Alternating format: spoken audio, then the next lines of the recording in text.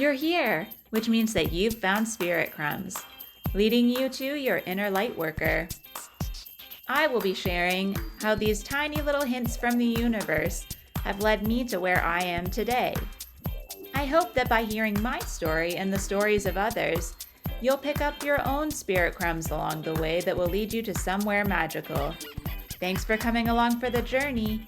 Let's see where it takes us. Hello, I'm Andrea from Concrete and Crystals and Spirit Crumbs. And I'm Emily from Emily and Her Stars and Things That Make You Go, We are here to talk about Capricorn season, my comfort zones. We'll see what comes up in the cards, but I'm feeling pretty good going into it. We're a little bit early recording, but I don't know about you, Emily. I feel like there's a bit of 50-50, but being a Capricorn, I'm hoping that the positive energy will hit me for this season. I think this has been one of the most optimistic weeks. So full disclosure, we are recording this on December 12th. So it is a little bit early in the month. I think next week, technically, like the 14th through the 20th, is going to kind of be the rockier week of the month for December. So I think we're kind of in that in between, but things get a little tense ahead of that new moon in Sagittarius next week. But, you know, that 19th, 20th, 21st is a really important window. There's so much astrology coming in. I think it's going to be I don't want to say volatile solstice, but I think it's going to be an important solstice, if that makes sense or resonates. Yeah, I think part of the reason why it's hard for me to really, even if I know it's going to be challenging astrology, there's some times where again, I'm a fan of a tower moment. I'm a fan of let's just change this. So I feel like for me, I feel the release part of anything that's big energy that's changing. Okay, getting that out of the way, what can we bring in place?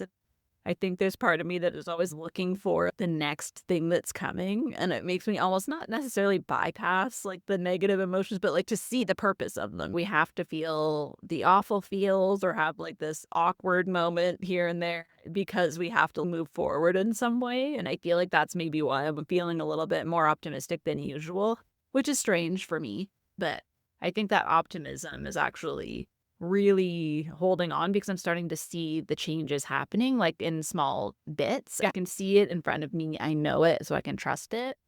Even though we can't see the big picture, I think that's why it's maybe not hitting me the same. Even when I know there's challenging energy coming up, I also think, okay, well then it's coming up because it's making space for the good stuff that's hopefully coming next. This particular window, like the 19th, 20th, 21st, it's so funny because it's oh, solstice, there's tradition and I mean, this reason for the season, all of these things. And yet, of course, it can't be normal. The solstice is it's not average at all. The big thing, and maybe in our neck of the woods and the woo more, we're talking about Three-Eye Atlas. And this will be on the 19th. It's closest to Earth it's going to get in its trajectory through our little solar system. And what's interesting is that when it comes in, it's actually sitting near Regulus, the star that's at the center of the Leo constellation. It's like the heart of Leo. And we're going to have a lot of Leo energy next year because we're going to have the South Node in Leo and we're going to have Jupiter coming in Leo. So the fact that Three-Eye is in that energy already, fascinating. Then it's just a few hours after that happens that the new moon in Sagittarius happens at 28.5 degrees. All of the new moons are at 28 degrees from October through April-ish. That's significant, right? That's right close to the end of each sign. And then we have the Gemini meteor shower coming in. And then we hit solstice with the Capricorn sun. So it's just all of these things coming in one after another. And, Sagittarius at about 28.5 degrees is kind of galactic center. When we look at an astrology chart, that midheaven, which is usually the point at the top marked by MC, this is the part of your chart that is the highest point the sun reached on the day you were born. And we consider it where the galactic center is on the moment you were born. And so to also then have Three-Eye Atlas and all of these new moons and all of these things coming in at that similar point, and then not to get too far into 2026, but we're going to have Saturn and Neptune meeting at 0 degrees of Aries, the literal beginning of the zodiac. There's a lot of things underneath that seem too timed, too metaphorical, too important for us to have made them up. It's like, how does it all keep aligning in such fascinating and interesting ways? So that's really why I'm super excited about solstice, of course, to celebrate my favorite Capricorn as well and your season. But it is going to be kind of a before and after energy. Like you said, this is kind of the moment where we're noticing things are manifesting a little quicker. Andrea and I have been talking behind the scenes so much how many angel numbers are coming up all of a sudden after, months of hardly seeing any. It's like daily and huge ones, one after another. So I think something's definitely on the threshold. We're walking up to that next moment in some way or another. Yeah, it's so interesting. Like when you bring in something like Atlas, where it's like we couldn't make this up, but we tried. Like that energy is coming up so much lately. Something I'm feeling a lot, which I think is probably going to resonate with other people too, because it seems to be a collective thing, is that Aquarius energy, the connection to like the collective and community. Emily and I were just talking about how people are going back to analog things a lot more too. And I think there's this weird combination where it's like it's at a time where there's so much more possible in like new technologies with AI and everything, but yet there's people that are like reverting back to these more community centered things where you exchange albums or buying like the actual physical thing, the money goes directly to the artist. And there's something grounding about that, I think, when the world is so much in flux right now that we don't know how to trust the new technologies yet. We're at a point where we've been shaken up so much that we just want something that we know is what it is. And so I think there is something interesting in this shift where it's like, are we going to, in some ways, go full circle back to these ideas of looking after community and bartering, the things that maybe used to be really sustainable in the past? And then where are we going to use the knowledge and the technology that we have to better the world? So like, in medical advances and areas where we could really use that, right? And go back to maybe pencil and paper for kids in school. Like I think there's a lot of ways where we can now kind of step back, having had this huge all at once like bombardment of all this information. It just feels like that's the sense that I'm getting. And obviously it's going to be more specific for each person and each industry and everything. But I just get the feeling that that's one of the shifts that's going to be happening with this Aquarius energy coming in. Well, in so many ways, it does feel like a rebirth for Capricorn because poor Capricorn has had and hosted Pluto for 20 years.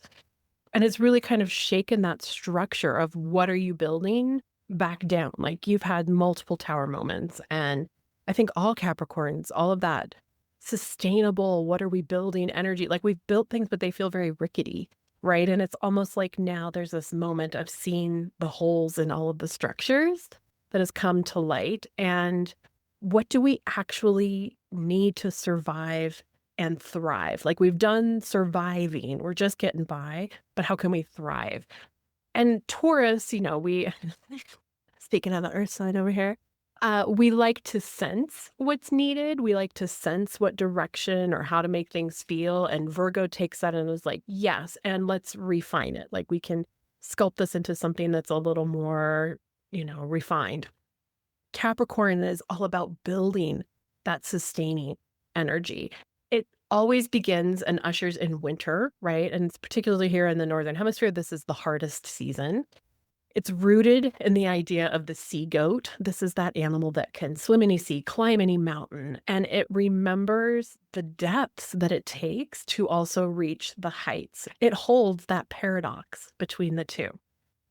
This sign is also affected by time, right? We always think about father time kind of giving way to the baby in the new year. And it reminds you like which mountain is worth climbing. If you're going to put in the sustained effort and energy, you want to make sure that it's going towards the thing that is going to be sustainable, that's worth it, that you aren't just wasting your efforts on something that aren't going to pay off in the long run. Capricorn, of course, is ruled by Saturn. It understands that discipline and boundaries and legacy and all of these things are really important. It's not that it's cold or saying that everything should be joyless. Actually, it's completely the opposite. I know so many Capricorns that are hilarious and so creative and artistic because it wants whatever it's doing to be meaningful. This isn't just a fly by the seat of your pants, throw something at the wall. It's like, no, there's so much time and effort and energy and thought that went into the background to mastering this craft, to, shaping a life that's really anchored in something. And usually it's a lot of integrity. In the low road or the shadow side of Capricorn, which can kind of come out, this is the fear of being, stuck, of overanalyzing, running yourself to exhaustion, losing the spark of joy. And we come out of Sagittarius season with almost too much joy. Have a feeling of like, give me more punch, more Christmas cookies, more of everything for everyone. And it isn't necessarily rooted in the moment. Sagittarius is always like, what's the next thing? What's the next thing? It's excited. Let's go. Let's buy the tickets and go on a trip and disappear. And Capricorn is like, you can exhaust yourself doing that and literally have nothing to show for it. But don't lose the spark. The joy is still there. It's just choose the right thing so that all of that time and energy and excitement and enthusiasm pays off. So high road Capricorn really wants you to trust the timing, honor the rest, know that the support and all of those things are there to be meaningful. It's not punishment. It's part of what can lead you further down your own path. So Capricorn season, this is your invitation to slow down, ground your little energy, pick the mountain that matters, and then climb it. But climb it with purpose and effort and time and foresight and integrity. I always love your explanations for the seasons and the signs. I think that resonates a lot. Obviously, as someone who is a Capricorn, has a lot of Capricorn in my chart. Something that really comes off of that is the idea that the more you can dedicate to one thing, the more you actually get to witness it and see it grow and, really feel rooted in it. And I think part of Capricorn is also wanting to be an expert and help others see the fun of it and the joy of it. A lot of people that I've met that are Capricorns, they may have a lot of interests, but the one thing that they're the most interested in, they can make it sound so easy and look so effortless. And that's what draws you in. One of the other things I want to mention before I forget, just on the terms of Capricorn, is I've heard on, if anybody follows Pentacles Tarot on YouTube, I don't watch a lot of videos on YouTube, but I do watch his tarot videos because I feel like he really is very grounded. And I feel like the messages that come through aren't like the sugar-coated version. And one of the things he says about Capricorn is that they kind of age backwards, where they're very serious kids, which I 100% was, but then they get more loose and more fun as they get older. And I would totally say that for myself. I wanted to sit and write in my journal and do my homework. That was my comfort zone. Whereas now I'm like, I don't want to do that. I want to learn the rules so that I can find a more fun way of doing it. I still want to do the long processes. I love, anything that takes time. But I don't want to spend time doing something I don't like doing. So I feel like there is definitely a shift. When I've heard him say that, I'm like, yeah, I think my 20s were kind of the point where it was starting to unravel the seriousness and how seriously I took work and following the rules and all of that. That unraveled towards the end of my 20s into my 30s, which is when I went back to school and started doing art. So I think there is something to that in terms of the Capricorn over time and the legacy part of it. That's so interesting. I love that take on Capricorn because the Capricorns that I know are exactly that.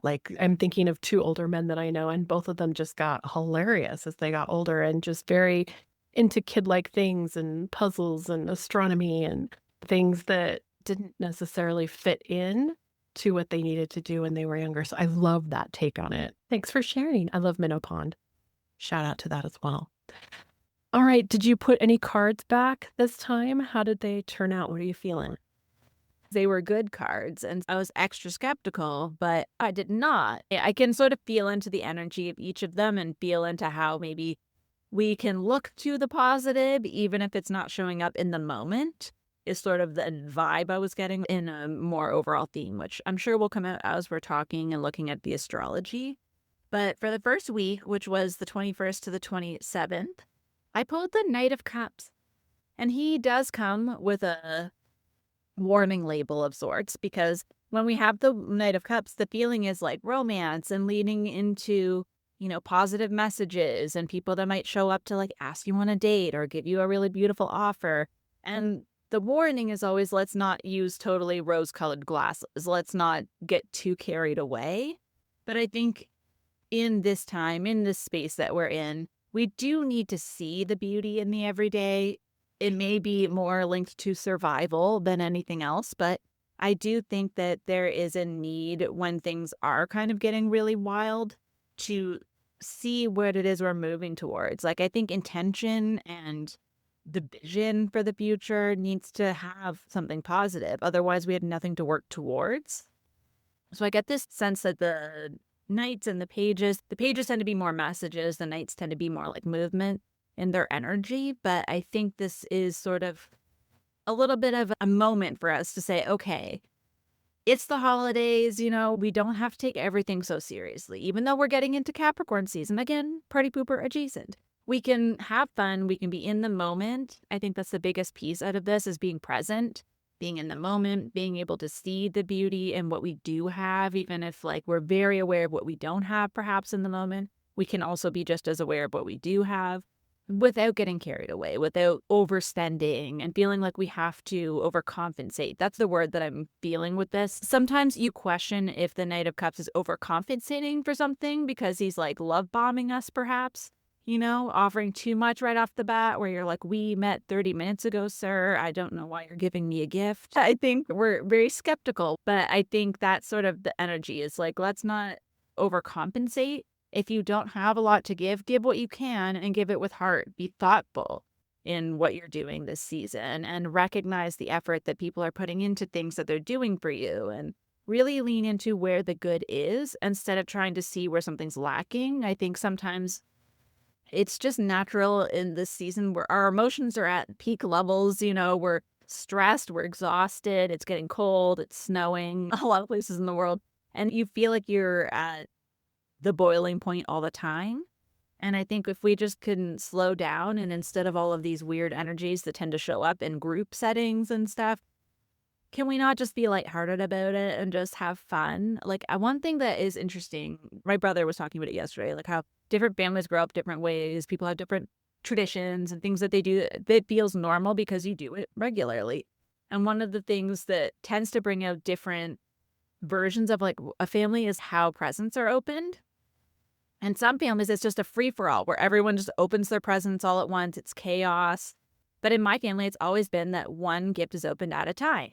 And that way each person gets their moment to open it. Everyone can see their reaction. You can thank the person, and you get to, like, you have your weird little quirky things, but it's just a way of acknowledging that, like, time, effort, money, like, things went into each gift. And so even though it takes a very long time sometimes to do that, it's worth the time because you spend this whole season preparing for that one moment. And so there's this energy of really allowing each person time and then witnessing the connection between those people. Sometimes they have an inside joke you didn't know about till you see a gift that they're both laughing about that was really funny. But then for other families, that is the joy of like being in the chaos and like talking about it later at dinner and having it revealed in different ways throughout the day. And nothing is right or wrong. It's just, I think there's something in me, maybe it's of course being Capricorn and orderly, but I just feel like the card here, the Knight of Cups, is kind of asking us to lean into that a little bit more, slowing things down, like what Emily said for Capricorn season, and allowing each part of it, like the decorating, allow that to be a ritual. Like the word ritual comes in. And I think with Solstice starting off this season, making anything you can into a ritual, even if it is just for your own well-being going into the season. It only lasts so long, and I think being able to actually make that last a little bit longer by enjoying it the whole time could be a really big benefit this season. I love that, because I will also say, no matter which version of that family you grew up in, your partner will be the opposite, and you will spend your entire relationship how to blend those two experiences into a new Christmas. This is a very active week, and like you said, we start on solstice on the 21st, and before the sun even enters Capricorn that day, We've got Venus in Sagittarius. It's like more is more. It feels amazing. But then it's going to square Saturn in Pisces. And nothing kind of hits the brakes on anything excess like Saturn. And then once that sun moves into Capricorn, it's like there's this tug of war that we start to feel internally between like indulgence and discipline. And where do we find that happy medium? So exactly like you said, is it a free for all, or are we taking individual collective time to see and appreciate? And not that either is right or wrong, it's whatever feels good. But I will say that this particular week there's a lot of sobering energy, which doesn't necessarily reek of massive celebration. But like you said, it's making sure your glasses aren't too rosy. You may have been glossing over some of the things that need a little bit more attention. So this week is a lot less about that continual frenzy of moving and going and doing. And it's much more about reorienting where you've been spending that time, remembering like, oh yeah, what am I actually working towards? Because I've kind of had this break with Sagittarius that was like, let's do everything all at once everywhere, which is fun and amazing. And it can also be a little bit, it's not so much that it wants to dissociate even on a conscious level, but it wants to sweep some of those more difficult things under the rug. It's interesting too that you brought up Capricorn reversing and aging in reverse, because I always feel like Sagittarius is afraid to age. They don't want time to pass. They don't want things to get harder or for struggles to come in. So it's that push-pull that we're really starting to feel, particularly these few days, like you said, the 21st through the 27th. So we've also got on the 23rd, Venus again is going to square Neptune, also in Pisces. So this is a little bit more, again, of what is enough? Where have you ever extended? It's like, oh, the bill shows up. Oh, great. Now what? Am I going to burn out trying to make this payment? We also have Venus entering Capricorn on Christmas Eve on the 24th, which is a little party pooper adjacent, but not on purpose, right? But we're going to, at this point, have the sun, the moon, Mars, Venus. This just brings a bigger highlight in for like structure and grounding and being really practical in how you're going to move forward. We also have Jupiter retrograde in Cancer opposing these Capricorn planets. So this creates that underlying tension between what feels good. And Cancer and Jupiter want it to feel nice, want it to feel loving and positive. And Capricorn is like, yeah, but the long-term goal, we're not going to get there if we stay comfortable. So it's like you are so ready for the future and so ready for 2026. I think so many of us are. And it's like, I also just need to crawl under this really warm blanket and not go anywhere. So knowing that it's okay to take some days, it doesn't have to be a constant push right out of the gate. So many of us, I think, feel like Christmas is over, the parties are over, and the decorations have to be up, and the house has to be cleaned by New Year's, and you got to move on with things. You also can not do that, and it's not the end of the world. Like, you have to find whatever balance works for you. We also have Jupiter square Chiron on Christmas Day. This is just a little bit emotional. This is where you might feel like, oh, that didn't come across like I wanted to, or someone didn't receive the gift the way I thought. But what hopefully will happen with Jupiter and Chiron both in retrograde is that maybe you're going to see how far you've come emotionally since last year. So you might notice that there's been some healing there. That's what I'm hoping for you anyway. The 26th is quiet, thank goodness. And then the 27th, we have the moon coming into Aries early that day. So that's like the motivation, the urgency, that push is going to kick in. So just watch your energy a little bit as the week winds down. I love how that kind of like made sense now for the Knight of Cups, how he was showing up. There's a little bit of the getting carried away with that Venus and Sagittarius.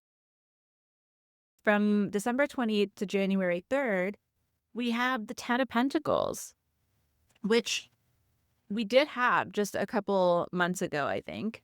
And this is that time of gathering and celebration and seeing that you have more than enough and that connection to community and feeling like you've completed a cycle, like you've actually started to witness real reward and real abundance around you.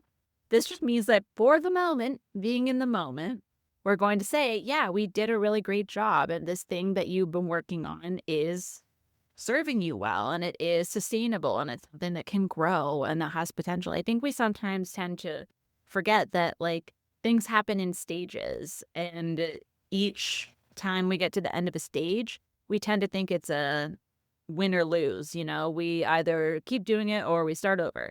But sometimes it just means adding a layer or readjusting and then moving forward. But we can still celebrate that we got to this particular point. And I think with this coming in the middle of the holidays, it kind of crosses over New Year's and it's like that beginning of the year. I think what we forget when we're in those high peak parts of whatever holidays we celebrate in this period in December, we sometimes do too much. And then like it is sobering, in that hangover is also a financial hangover often. And, social hangover because we committed to all the things and we didn't have any time to actually rest. And I think maybe this year it's a little bit different because we're slowing down and we're not burning out. If we are having boundaries and we are having budgets and we are going, okay, we can still have fun, we have to be realistic and still make it feel magical, but picking the things that are maybe your favorite traditions because they feel good and they're not the expensive ones, right? And I think there's ways to make sure that we can still see people that we love and have those important moments without going overboard. There's a lot of ways to be a little bit more controlled, but still generous in our energy and our spirit and like the time we're giving people. But this 10 of Pentacles just feels like it's the completing of one cycle where you can see the community that you've built, you've seen the connections that you have. You are actually having some abundance come from things that you're building, but it's not fully there yet. You're just in the first phase. And next year will be better. And it's only up from here is sort of the energy that I get. But we can still celebrate that we got this far and that it's a real thing that you're doing and that the people around you are also doing great things. You actually do have quite a bit to celebrate. And I think that's more what we're focusing on here, which is a kind of a nice bridge between, the holidays and the new year compared to other years where maybe you were just totally overwhelmed by the time the new year came. I think this year, if we take a little bit of a slower approach, we can actually really enjoy that transition into 2026. There's several things you brought up that triggered some thoughts in me. One was noticing the difference in commercialism this year and how so many of us are rejecting that feeling of how much is too much, the excess. Just even witnessing what's happening in retail in the stores and that, Valentine's Day is out before Christmas and Halloween was out at the 4th of July. Like there's the push coming, right? To keep buying, don't forget about us. And we're not really buying into it. We're like, yeah, I'm kind of tired of that scene. And what I think is interesting about this particular New Year's that we haven't had, one, we've had a few Sagittarius seasons that were very watery, very emotional. This was kind of a pure, fiery Sagittarius. And the other thing about the beginning of this Capricorn season is we don't have much in retrograde. Last year we had Mars in retrograde, we had a Mercury in retrograde. Nothing was moving forward. We went right into Venus retrograde. And this year it's like, okay, things are progressing in a little bit more of a normal fashion. But we also aren't buying into the old structures and systems. So we're not hitting the ground running with a huge to-do list of our new resolutions for the year. We're like, here's a word I'm going to sit with for a few weeks. I know that the year isn't off to a full running start on the 1st, and I have 365 days to completely transform my life. It's like, no, this energy is still moving, things are still shifting, but we are seeing the change. So yeah, the tone of this week, I feel like it's integration, taking all that we've experienced and recognizing that you are in a different place. On the 28th, we have Mars in Sagittarius. So it's still excited, right? We still have some of that party energy and our motivation. And it's going to be trine, which is very healing, very cooperative, very lucky. Chiron, which is retrograde in Aries. So this is again looking at things from a personally, emotionally healed place. The 29th, we have the moon coming into Taurus, which is very grounding, very restful, very like nothing has to happen that fast. We can let it go. On the 30th, this one is a little maybe, I've told people it's optimistic realism, but don't expect your plans to go 100%. Like if you made New Year's plans and they kind of fizzle at the last minute, it's okay. So Mercury in Sagittarius square Saturn in Pisces. So wires are going to get crossed. There might be a miscommunication. Saturn in Pisces is like, well, I thought we all knew what the plans were. And it's like, well, nobody said it, or, shouted into the abyss a little bit. On January 1st, again, Mercury is a real big player for the whole month of January. It's going to be square Neptune. So this is tension between your dreams and your ideals and your thoughts, like keeping those positive attitudes. But Mercury slides right into Capricorn that afternoon. And so all of a sudden it's like, oh no, okay, I can use this feeling of like I'm behind actually to my benefit and make a list and see that I'm so much further ahead than I thought I was. On the 2nd, Chiron stations direct in Aries, so retrograde ends. That's going to really amplify and move the healing as we kind of are in our last little bit here of Chiron in Aries. We're actually going to experience Chiron moving into Taurus later this year. So this is also wrapping up a personal cycle. And then on the 3rd, we have the full moon in Cancer. It is another super moon. It's again at 28 degrees and like 44-ish minutes, something like that. It's going to be opposite Venus in Capricorn.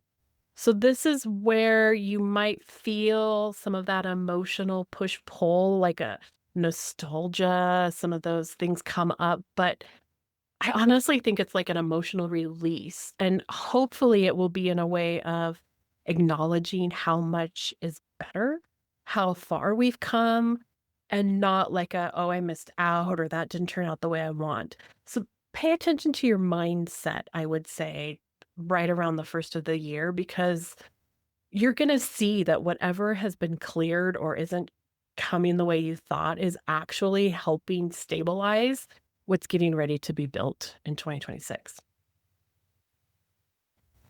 I really like that as like a transitional energy into the next week, because for January 4th to the 10th, I actually have the Queen of Wands. And I feel like this is always an interesting energy because it is one that allows you to see yourself in a really powerful way and to like show up as the full version of yourself. But it also means that there's boundaries sometimes around that, and that you have to choose to not listen to what some things are being said around you. You have to sort of be able to channel that energy in a confident way where you're not questioning it. And if you don't question it, then other people aren't going to question it. And I think there is a really powerful energy behind starting the year this way. And even if it is just a small boost this one week where you happen to maybe ask for something that you need, or, put it out there that you are doing this new thing and that you are really excited about it. I think there's something contagious about this energy of the Queen of Wands. One of the ways people talk about the Queen of Wands is like she walked in a room and everyone notices. She just has this magnetic energy. And I think we can all do that when we're really aware of our strengths. And I think that's one thing with Capricorn energy, especially Mercury in Capricorn, where it's like you can be a little bit more objective even about yourself in this sort of a mindset, where if you look at it just from a factual way, sometimes instead of being more emotional about it and thinking, oh, it's too much to think this way, if you just look and you say, no, I've done this, I have this, it's like if you're applying to a job, I have all of the qualifications and more. Right? And sometimes we have to look more objectively at ourselves before we can trust that we have the authority to move forward in a certain way or to claim something that we can do well. Just take a few minutes to look objectively and say, no, I have done this work. I have put time into this. It is, something that I'm more than capable of doing. And then pay attention to the fact that, like, most of the time, if you put that out there, people will respond to it in a positive way. And they'll be curious and interested and excited to join you on that journey. And so I think this is just coming as that little spark at the beginning of the year to get you excited about those things that you've started to put goals out there for and you've started to like map out for the year. it's that extra boost to put it out there. And if there's something you've been waiting on, maybe now's the time to sort of at least voice it to the people around you, or to start showing it as that version of yourself, even if it's not one particular thing you're doing. If it's just sort of like embodying, like, no, I'm not going to let people talk over me. I'm not going to let people dismiss my ideas, even if it's just the way you're showing up in your day-to-day life. There's something to this moment to just sort of look at yourself in a more objective way and see your own value, and then walk through the world that way, knowing that information. Yeah, I feel like that full moon is kind of like I was saying, that emotional purge. And there's actually kind of 3 quiet days after that, like the 4th and 5th are quiet.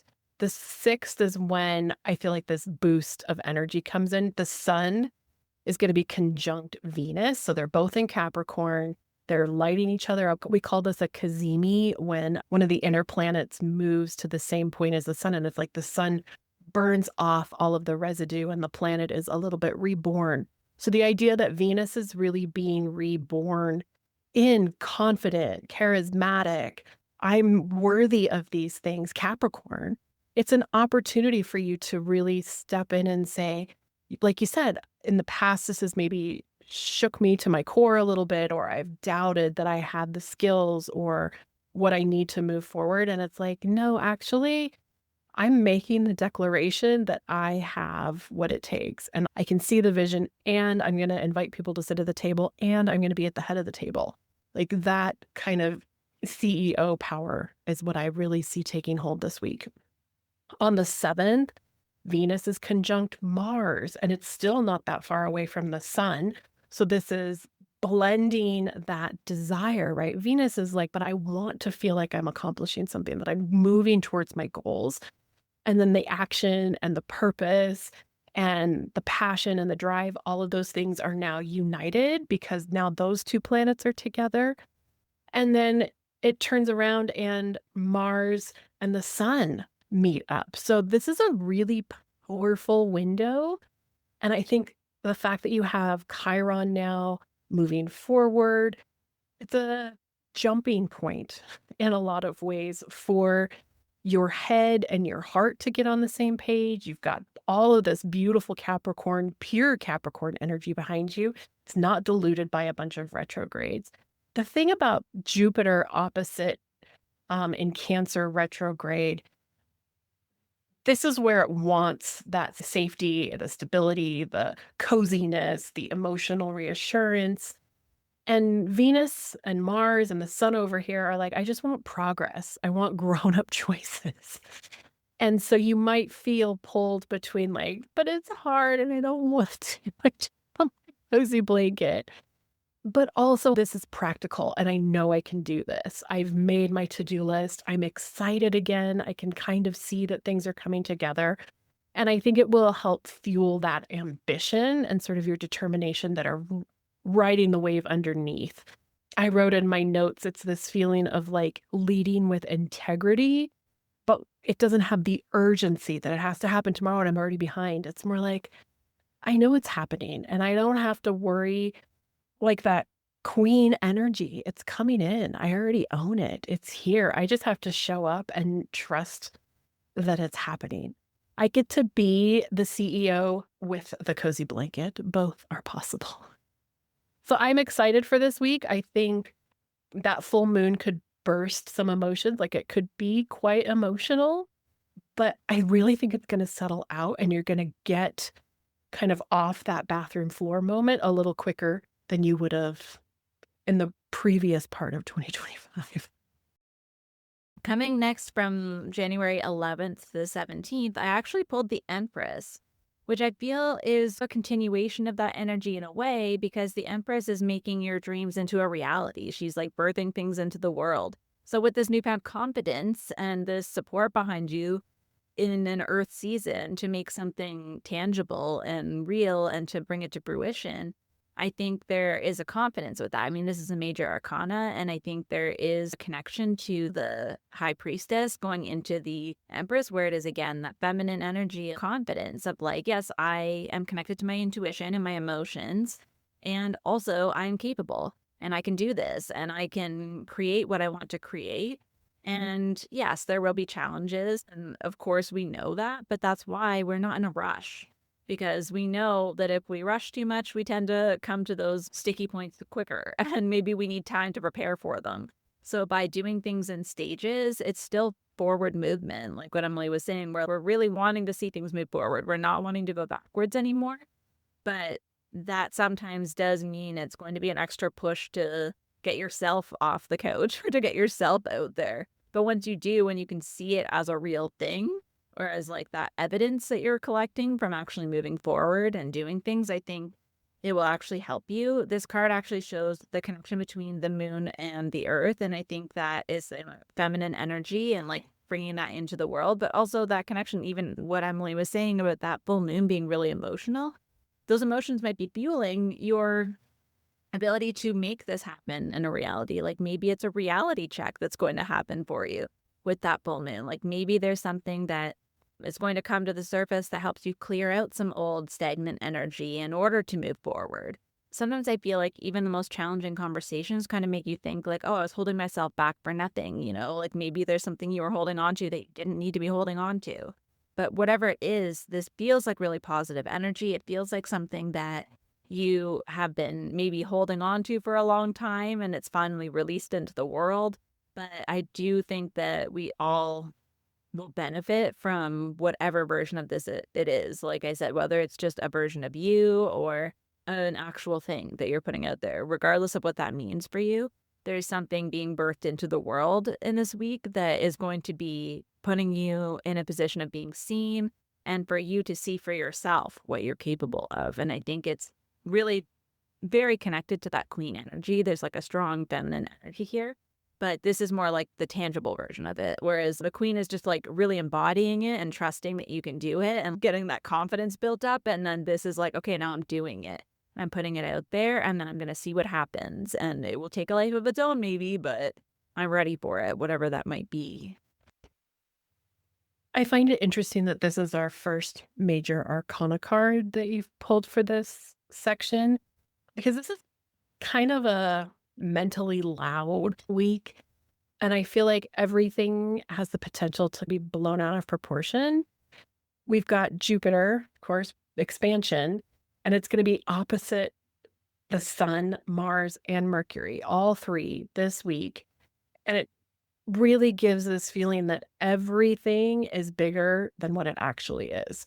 So emotions, opinions, thoughts you have about yourself, thoughts you have about other people, your inspiration, drama. Oh my God. If I had to pick a week for January that was going to be full of drama, this is the week. So this is where it's like, well, I'm going to jump into the patterns that I used to because I'm feeling attacked, or you just don't see my point of view, or you're not seeing, right? The Empress is standing tall and it's like, oh, but everybody can see that she needs to be knocked down a notch, or maybe that's what you think you're feeling.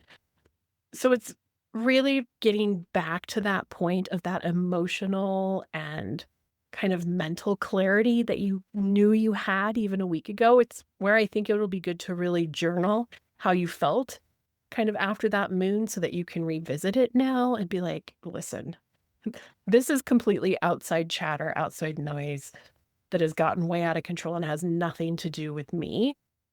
I would say don't make assumptions. Don't demand or force people to apologize. Really sit with yourself before you respond. Like when that message comes in and you go to level 10, walk away for a little while. Just take a beat. Because particularly around January 14th, that Mercury-Jupiter opposition is just going to be like, everyone knows everything. I always call it my know-it-all alert. Like everybody's got an opinion and it doesn't really hold up.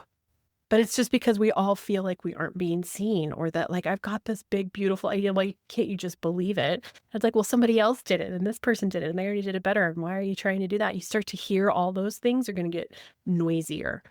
And one small thing can turn into like a quest for the grail just to prove this one person wrong. And before you know it, you're way off that Capricorn, climb the mountain, steady path. You're like out in the wilderness.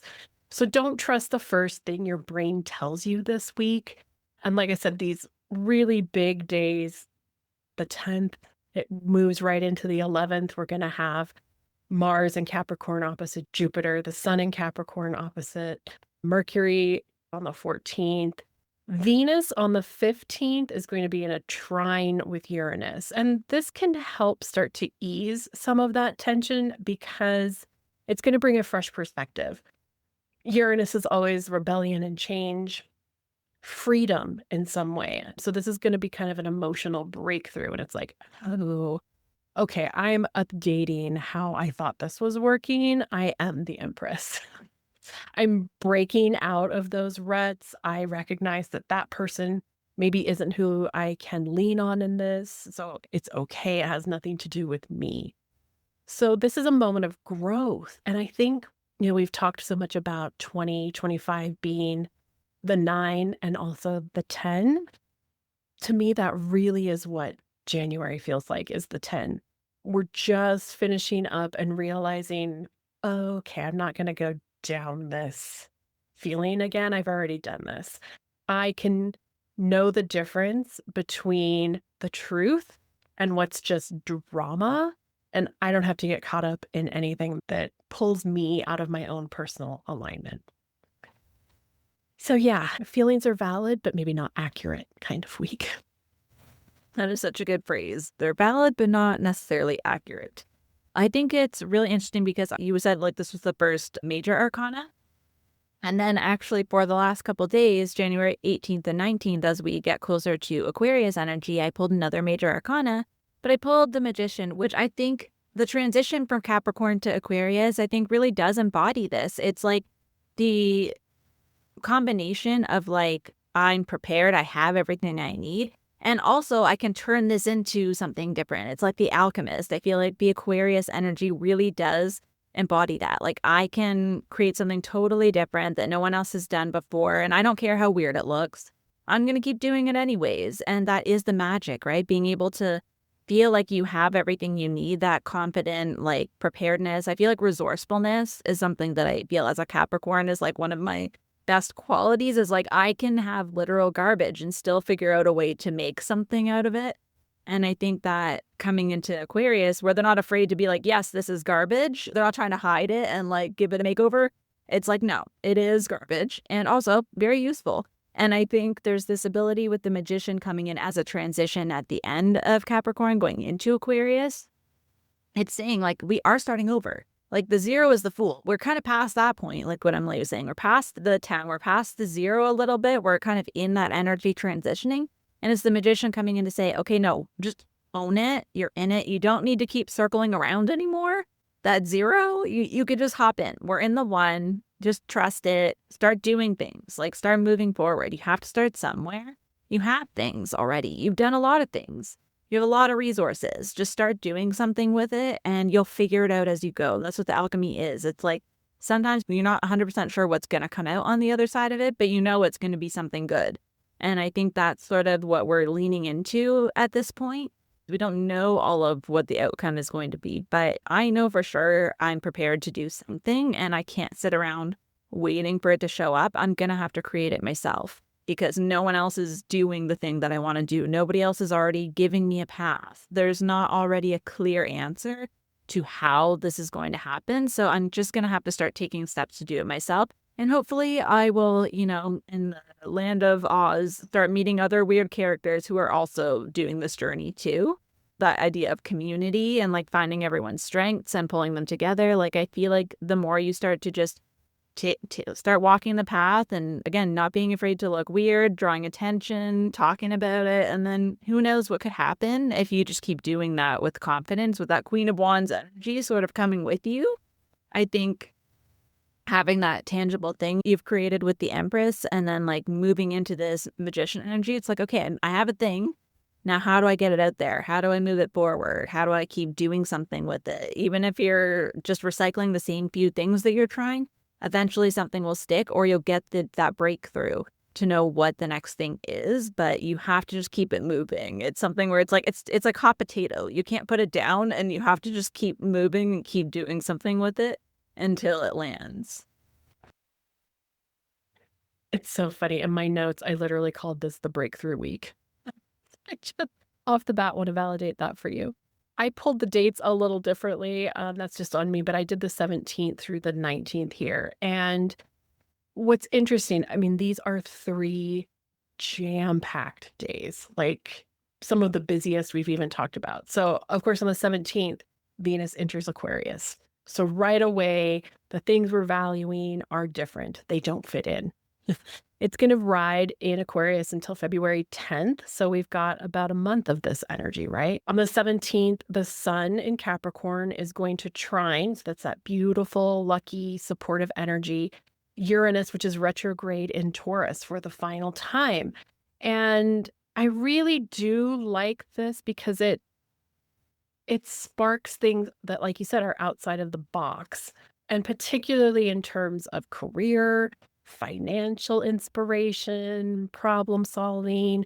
Uranus always wants you to say, but like, let's look at the most crazy version of what that could be. So if you're looking at particularly doing something differently in your career or, just hoping for that genius moment to kind of drop in, I think this is a really good window for that. We also have Mercury conjunct Mars in Capricorn. So this is your mindset and your action aligned with really driven, purposeful momentum. That's going to help you to be like, okay, this is the path. I'm not even going to doubt it. And I know that it looks very different and it maybe isn't what I thought it was going to be, but it feels right and I'm going to take it. The 18th, we have the new moon in Capricorn. Again, another 28-degreer. And this guy, the thing about a new moon, I think this is usually the point in the year where we feel like we need to make those resolutions, right? We're knowing that what we put out into the universe right now has a 6-month window.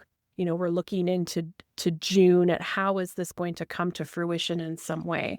And so it is kind of ambitious. It's like, I want to take the leap. I want to be more bold and innovative. And I don't want like a million little goals that don't lead anywhere. I have like this deep, meaningful direction.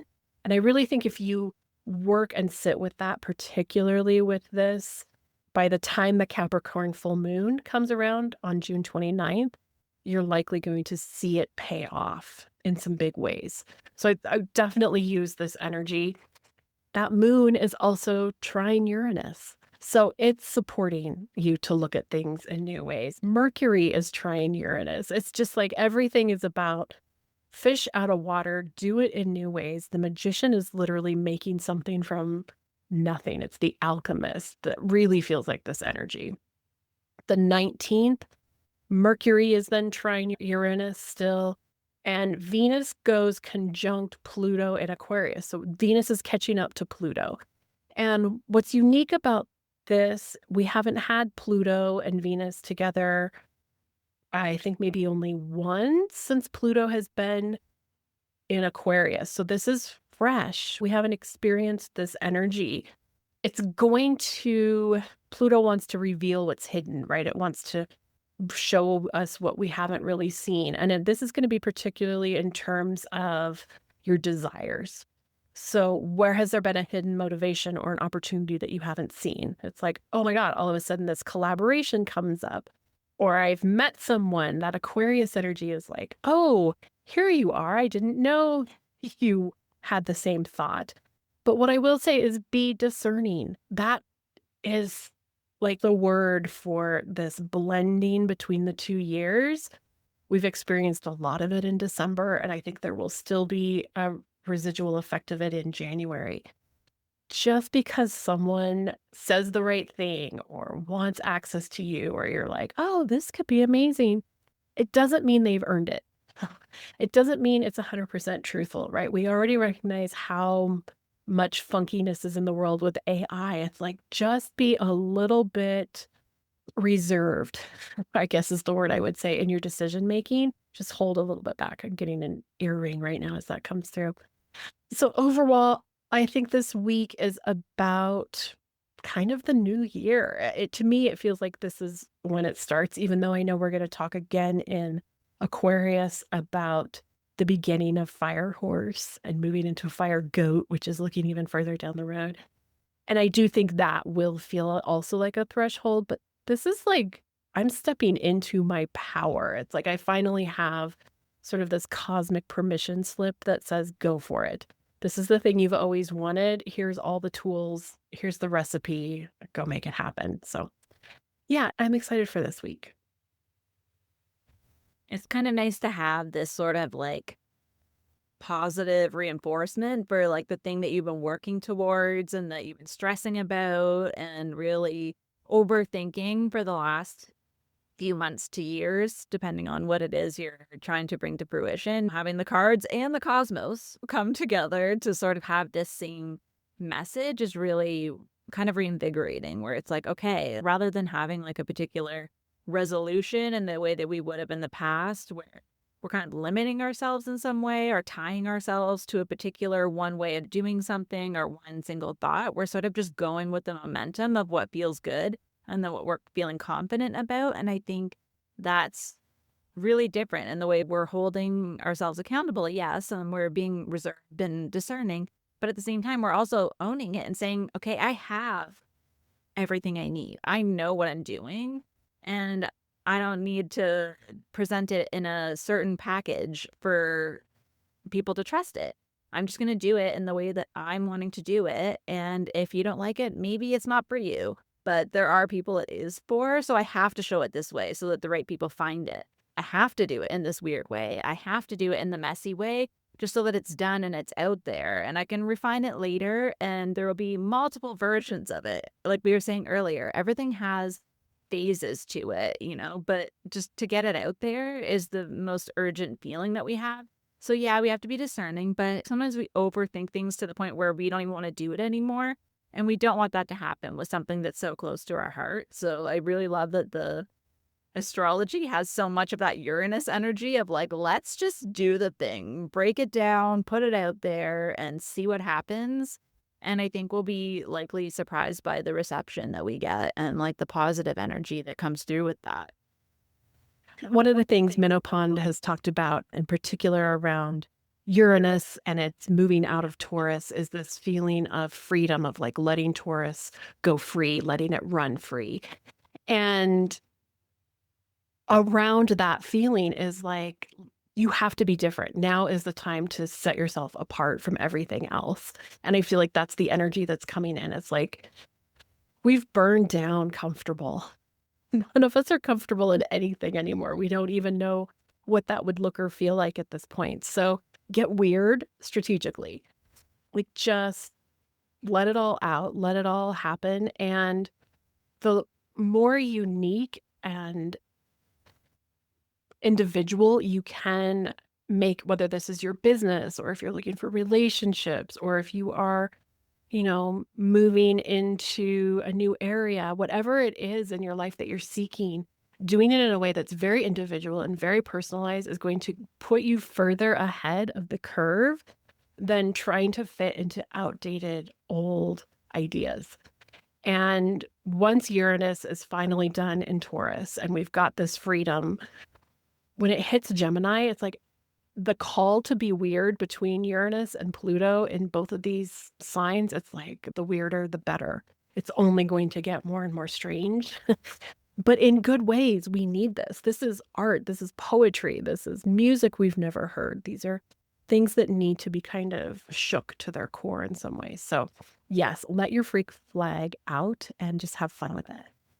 Yeah, I love that. I think there is so much cosmic support for that. And one of the things I was thinking is like, in terms of what Emily was saying in like needing to stand out and that being like a benefit.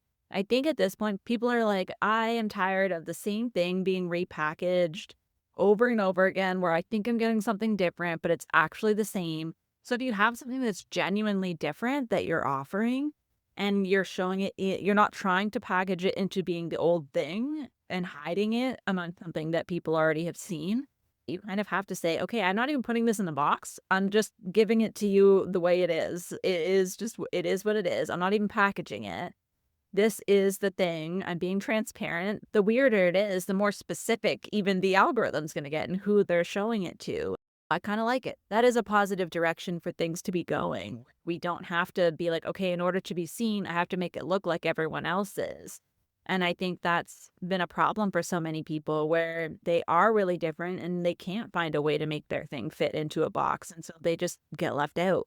Whereas I think we're going the other direction where if people are not doing anything unique and they're just trying to make money off of other people's past ideas, that's going to be pretty obvious when people open the package and go, hang on, I already have this. What the hell are you doing? It's like getting a subscription box to just old stuff that you already own from your own house. It's like, hang on, I knew that went missing. Who mailed this to me, you know? You feel duped. I think there's also more collaborative and community energy that's needed. So sometimes you have to put it out in the raw form, and then other people might be able to help you refine it and find the right wording and find the right people and the right platforms to share it. But you just have to kind of trust it as is, I think, at this point. One of the things I was doing some Christmas and holiday shopping and just some time out with my mom. Hi, mom, shout out. And one of the things we put on our list, because we just love going to this one particular mall and going to Anthropologie, right? It's a whole Anthropologie is a vibe. And we got there and we were stunned at how disappointing it was. We had been to World Market, which is much more low key, a much lower price point, very eclectic, very worldly type store. But there were literally the same things at the discount version World Market that there were at Anthropologie for 4, 5, and 6 times the price. The same hand blown wine glasses. Okay, maybe Anthropologie had the champagne flute, World Market had the wine goblet. So as we've seen production lines get squeezed and our sourcing is having a hard time, and we've got tariffs and top of tariffs on top of taxes, all these things, it's like all of the creativity is gone. The spark that we're looking for that feels new and fresh isn't there. And I think this is what we're craving. It's like, I don't want to just go to Target or Anthropologie or the mall and buy the same old thing. This is why we're having like this resurgence of maximalism, and we reject Pantone's color of the year. No, we are not celebrating Cloud Dancer slightly blue off white. No, we all collectively agreed we need green. We need more color. We're tired of the same old, same old. So yeah, I'm excited for Aquarius season this year. I think Capricorn is going to get us there. It's going to help us solidify what we want to go after. We know we don't have 10 different lanes of extra energy at this point. We have one. And it's maybe the highway next to the highway. It's the state highway and not the interstate that's, through all the different states. It's much more localized, and we have enough energy for that 2-lane road. And we're going to make it count. We're still going to get there. And we're going to get there on the scenic bypass, and it's going to be beautiful, and it's going to be worth the extra gas or stops or whatever it takes to make it happen. Yeah, I'm with you on that. I think this transition from Capricorn to Aquarius is going to be really good. I am excited for it. And I feel like for once, I'm feeling very confident in that energy. I think it does help that I am a Capricorn and I do have a Venus in Aquarius. So I am a little biased, but that's all I got for the year. Well, do you have anything else you want to share about what's coming up for you, exciting offerings, anything coming up? Nothing super new or exciting, I don't think. I think I am going to focus more on like my personal mission more than anything. But I do have some spots open for the rest of December and early January. I haven't put in all of the January dates yet, but I do have some open. I'm really enjoying the one-on-one connections for now. While things are sort of going on and a little bit chaotic, it's nice to have those moments to just tune in and see what the energy has to say for people. And then I'm also going to be doing some art stuff. So I'll have some commissions. I might have a few things pop up. If you ever see something on my Instagram that you're interested in, just feel free to reach out. I don't have my shop set up yet, but that's something I'm working towards in the new year. But the only other thing planned is Emily and I will be doing our Gaining Light episode. So that may be a little bit different from years in the past, but we are excited to be getting into that 2026 energy together. But what about you, Emily? What do you have going on for Capricorn season? Well, I'm very excited to record Gaining Light. And we had talked about in the past version of ourselves being very diligent and making sure it was out by solstice and all the things by the end of the year. And now we're like, if it's out by January or the first part of January, we're good. So it will happen between now and the next time, well, between Aquarius, you will see it. And we will let you know, of course, on all of our socials and newsletters when that happens. So I'm excited to record that. We will cover January through June, solstice to solstice, at least half of 2026. And knowing what 2026 is bringing, as I've been writing, some of it will probably cover a little bit into the fall as well, just as some highlights so that you are fully prepared. But leading into that, if you are available on January 3rd in Cards and Cosmos, we're doing the Big Pull, which is the once a year meetup where we pull a card or two or three, however many you want, for each month of the year. And the reason I really love this one, and it actually is what kicked off Cards and Cosmos last year because we loved it so much as a group, was to kind of share a little bit about what cards came up which month so that we could really see a collective pattern in what months were going to be great and moving us forward, where we might struggle a little. So if you have a chance or if you have any interest, there are still a few spaces left for that. If you are already a member of Cards and Cosmos, don't worry about it. You're in. If you're looking to join, even if it's just for that one, we'll do a meditation. I'll share some of the astrology with you for each of the months. There'll be a wonderful handout. And it's just great to set aside that time with purpose and to be in the energy of others doing the exact same thing that just amplifies the experience. You know how it is when we do anything in a group. So super excited for that on the 3rd. Sign up is on my website under Sacred Experiences. And then on February 11th, I just want to give a shout out if you are a Spirit Social member. Of course, that's the app Hannah McIntyre has created for all of us woo folks. I am doing a Akashic group reading. There's 10 spaces only, and they are reserved. You have to be a member of Spirit Social, but it's totally free if you're on Spirit Social to register and attend. So that's something to look forward to in February. I have put up the last of my spaces for December and January. I haven't worked on my calendar into February and March yet, but if you are looking to book, snag those because what's up right now is all there will be. I will be on vacation at the start of Aquarius, so 21st through the 30th of January. I'll be out of town on a much needed reprieve. Very excited. So that's a little bit about what's happening over here. Of course, newsletter. There's a few sacred objects left. You can also find those in the shop on my website under Sacred Objects. And I am doing a commissioned piece right now as well. Another mule deer antler will be headed out before Christmas. I think that's everything. It's been busy over here. And of course, for anyone who's wondering, Blackthorn Manor is still happening. She just had to take a little Christmas break because the astrology must be written and the end of the year only comes around once. So hopefully as soon as this episode and a few other things are sort of finalized and the packages are wrapped, I'll be wheeling that little girl back out by the Christmas tree and having some fun. So be on the lookout for some more updates around Blackthorn. I love that. So many amazing things coming. I also forgot to mention that my recharge is my winter recharge. I moved it. Usually I do it the first month of a season, but I forgot I moved it into January, knowing myself that I'd be doing too much in December. So it's on the 8th, which is at 7 p.m. Eastern. It's a Thursday evening, as per usual. Thursday is my favorite day of the week. Fun fact. So I always do them on those evenings.